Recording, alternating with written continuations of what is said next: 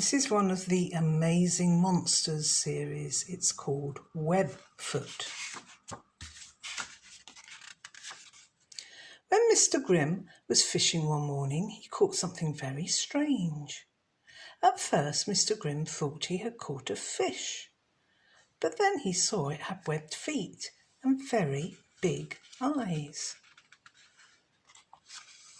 Mr. Grimm sent for Mr. Amazing, who knew all about monsters. "This isn't a fish, it's a monster. He's known as Webfoot," Mr. Amazing told Mr. Grimm. "He's very hard to find because he can change both his colour and shape." "How can you tell he's Webfoot then?" Mr. Grimm asked. "Because Webfoot cannot change the shape of his feet or eyes," Mr. Amazing replied. "Whatever shape Webfoot is, he always has those webbed feet and big eyes." Webfoot was taken to Grimm's Zoo, where he was put in a glass cage which had thick iron bars all around the outside. "Watch Webfoot all the time," Mr. Grimm warned the young keeper named Jack. "He might make himself very small and try to escape." The monster changed himself into a small dog, a book, a hot cross bun, and a banana. But Jack wasn't fooled. He spotted the webbed feet and the eyes and knew the monster was trying to trick him. Then one day the monster had an idea. Jack turned his back for a moment, and Webfoot changed himself into one of the bars of his cage. "There are so many other bars," Webfoot thought. "I'll keep very still now and Jack might not see me." When Jack looked for the monster, he couldn't find him anywhere. Then Jack made a big mistake and opened the door of the cage. Webfoot waited until Jack wasn't looking and quickly ran away. Jack went inside the cage, and when he looked out into the crowd, he couldn't see Webfoot anywhere. Mr. Grimm was very angry when Jack told him that Webfoot had escaped. "Send for Mr. Amazing," he shouted. "He knows all about Webfoot."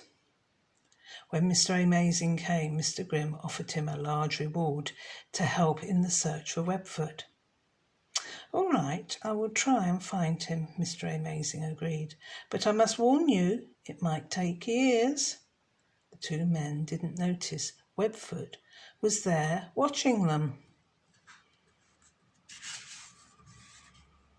A few days later, Mr. Amazing heard that Webfoot man had been seen in London. He rushed there, but Webfoot saw him first and changed shape again.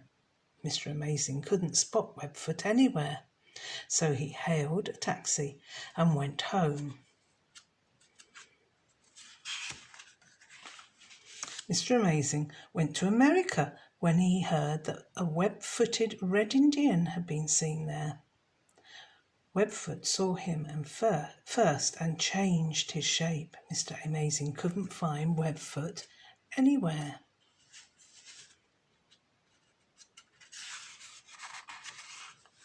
Mr. Amazing flew back to England by plane. He didn't know Webfoot was coming with him. Mr. Amazing felt very tired and went home to have a bath. When he reached for the soap, he couldn't find it. Webfoot had seen enough of Mr. Amazing for one day.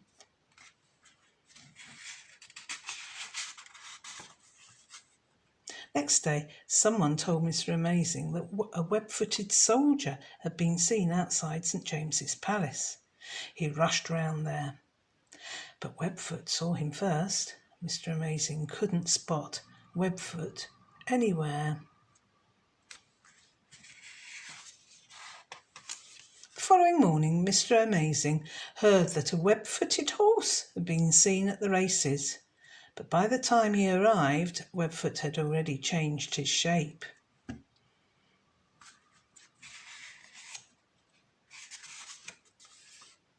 A few days later, someone told Mr. Amazing that a web-footed man had been seen watching the tennis at Wimbledon. Mr. Amazing hurried over there, but the webfoot had saw him first and changed his shape. Mr. Amazing couldn't find Webfoot anywhere. The next day, Mr. and Mrs. Amazing were going to a wedding. "You'll never catch that monster," Mrs. Amazing said. And Mr. Amazing didn't like to give up, but he knew Webfoot was too clever for him. "All right," he said. "I'll write and tell Mr. Grimm tomorrow." Mr. and Mrs. Amazing didn't notice Webfoot was there listening to them. The following morning, Mr. Amazing sat down at his desk and wrote a letter to Mr. Grimm. Webfoot was sorry to see the chase had come to an end, but knew that before long Mr. Amazing would try to find him again.